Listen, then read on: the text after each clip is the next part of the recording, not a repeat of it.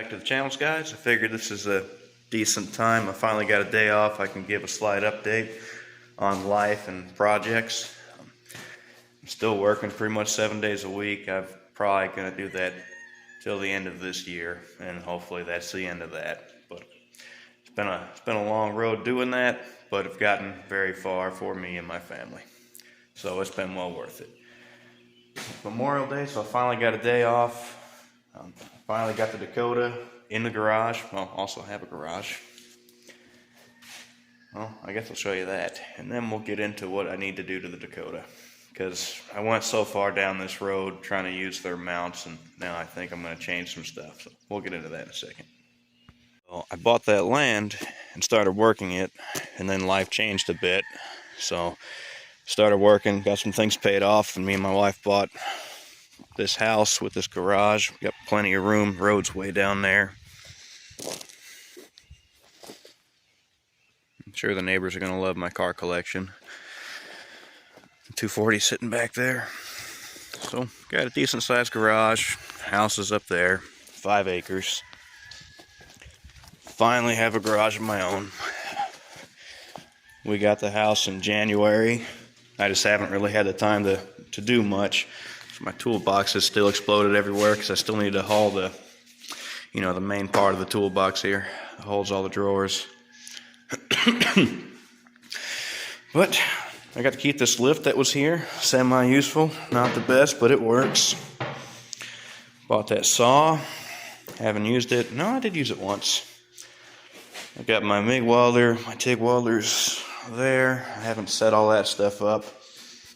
When I last worked on the Dakota, I had the turbo all mocked up, and I was working on the wastegate plumbing because I had everything come up.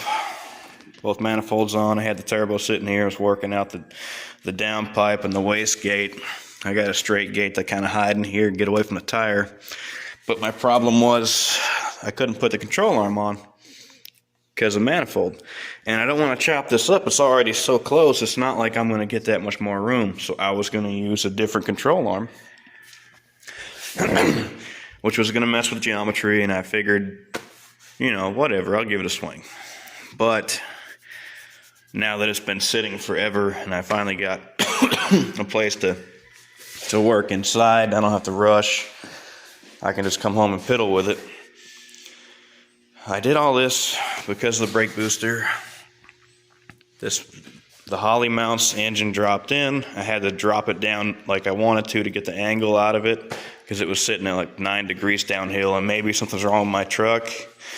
But I didn't like that, so now it's sitting at 3. It also gave me more drop to get under the cowl.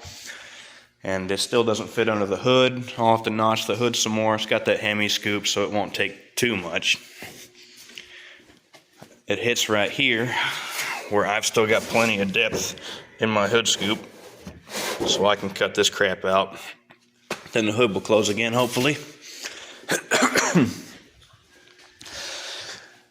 So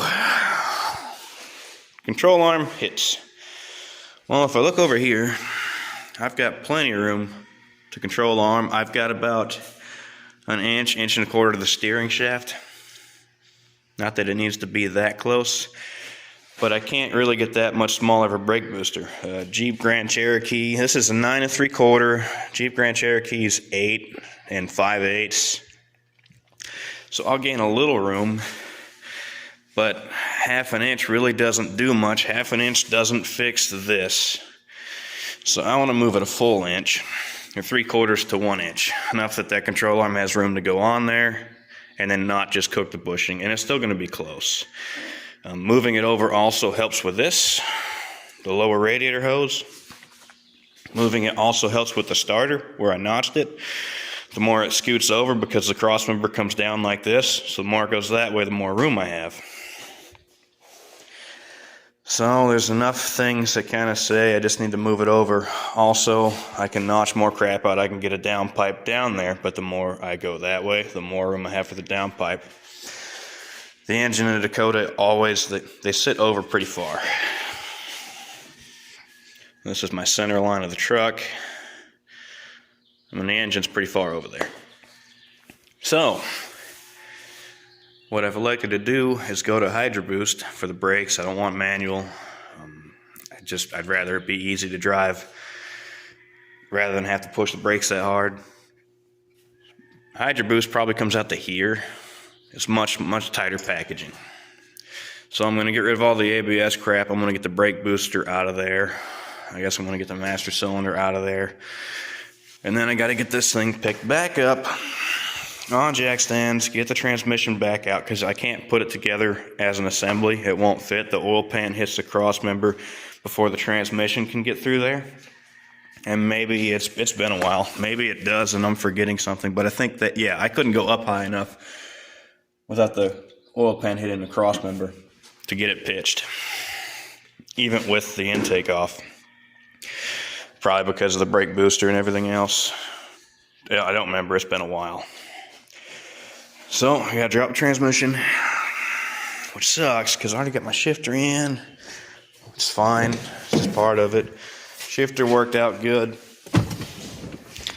Where I'd missed my hole a little bit, I'll end up having to cut this out just a little more. And then I could probably straighten this piece, just rotate it, and have the shifter in an even more comfortable position.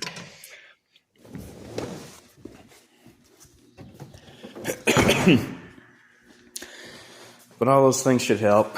My upper radiator hose, which was from a Dodge Durango, I don't remember what year, a new modern Durango with a Hemi in it, I believe. Like I said, it's been a while. It would reach the upper radiator location on the upper hose location on the radiator, but I kind of had to stretch it over just a little bit, so moving the engine over will make that work better. I'll get more room on this lower. I'll get more room for my downpipe, more room for my wastegate. I will have to notch this out a little more. I mean, it looks kind of like, yeah, it'd be real tight. It'd be close. I probably don't have to. That looks like, that's an inch and a quarter. It might be fine, hopefully.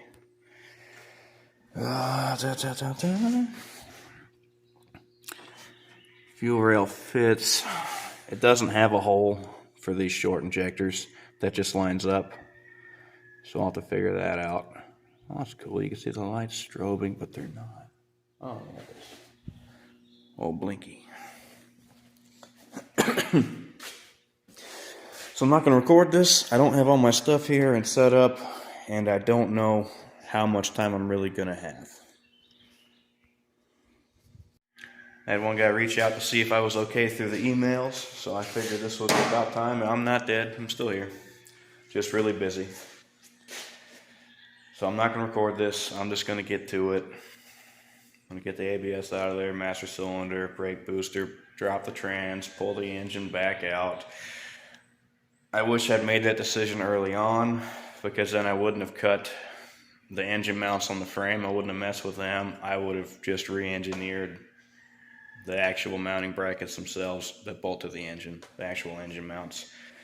That would have been easier at this point, considering how far I'm going with it. The engine offset probably helps balance out the truck, and just for fitment, the 360 is just as far offset, probably. Might be a little more. But it is what it is. Hydroboost seems easy enough. I ordered one off a Silverado. And you get one off a Dodge. The Dodge master cylinder bolts straight up and down. Silverado bolts sideways. I'm hoping and gambling that the Dakota master will just bolt right to it. If it doesn't, I'll just use the Silverado master cylinder that's coming on the used part I ordered. The bolt pattern on the firewall is absolutely wrong. But at least in the pictures, it looks like the hydroboost on the Silverado, there's a plate with studs on it, and it looks like one big nut, I'm hoping, is what holds the hydroboost to that plate. So I take it off that plate, I draw up my own plate, and it bolts in. Hopefully. That doesn't mean that the rod length is going to be right to hit the brake pedal. There's still going to be other problems to solve. But it should neaten this area up a little bit. It's going to add another hose, 2 more hoses. My little reservoir probably isn't going to be big enough, but that's okay. I'll get a bigger one. We get rid of this ABS crap over here, we gain a lot of room and neaten it up. But maybe that will solve some problems, and it's going to cause other problems. The transmission's close to the tunnel. I'll have to fold over the lip that's all the way around it. It's definitely going to hit it. I'll have to fold it over. And there's one boss by the bell housing vent that's going to hit the body too. I'll have to dent that up a bit. Still got to mount my pedal. Still got lots of crap to do. But now that I have a garage, I can leave the hood off. I can just come in and work a little bit. I can slowly pick away at it. So I'm going to get to it. Thank you for watching.